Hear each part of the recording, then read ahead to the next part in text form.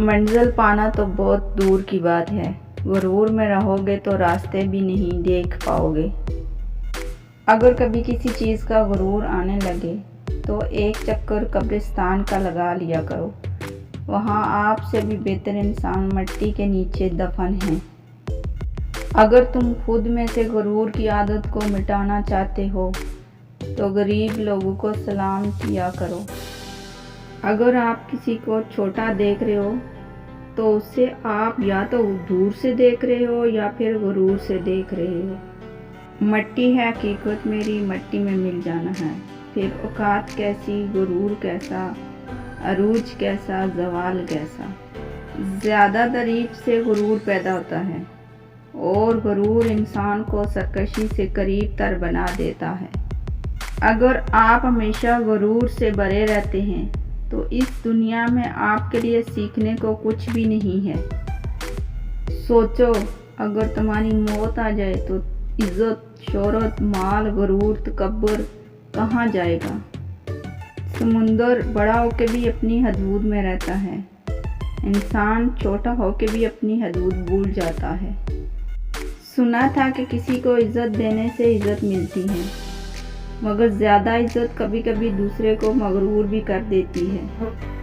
ہر کسی کو اتنی اہمیت دو جتنی وہ تمہیں دیتا ہے۔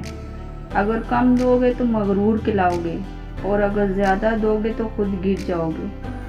جس میں تکبر دیکھو سمجھ لو وہ احساس کمتری کا شکار ہے۔ اگر زندگی میں کچھ کرنا چاہتے ہو تو اپنے غرور کو اپنے پاؤں کے نیچے رکھ کر چلنا سیکھو۔ اگر آپ اپنے تکبر کا علاج چاہتے ہیں تو اپنے ہاتھ سے ایک بار مردہ نلا کر دیکھیں۔ انسان کس بات کا غرور کرتا ہے؟ آج مٹی کے اوپر، کل مٹی کے نیچے ہوگا۔ زندگی میں ان لوگوں سے دور رہیں، مصروف، مغرور، کیونکہ مصروف لوگ اپنی مرضی سے بات کریں گے اور مغرور لوگ اپنے مطلب سے یاد کریں گے۔ اتنے پیار سے چاہا جائے تو پتھر بھی اپنے ہو جاتے ہیں۔ نہ جانے یہ مٹی کے انسان اتنے مغرور کیوں ہوتے ہیں؟ چلنے والے دو پیروں میں کتنا فرق ہے، ایک آگے ایک پیچھے، مگر نہ تو آگے والے کو غرور اور نہ پیچھے والے کی توہین، کیونکہ ان کو پتہ ہے کہ ہر پل میں یہ بدلنے والے ہیں اور اسی کو زندگی کہتے ہیں۔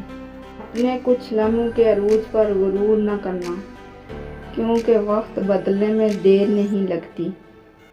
عاجزی اختیار کریں، کیونکہ انسان کی اکڑ خدا کی پکڑ پر آ کر ختم ہو جاتی ہے۔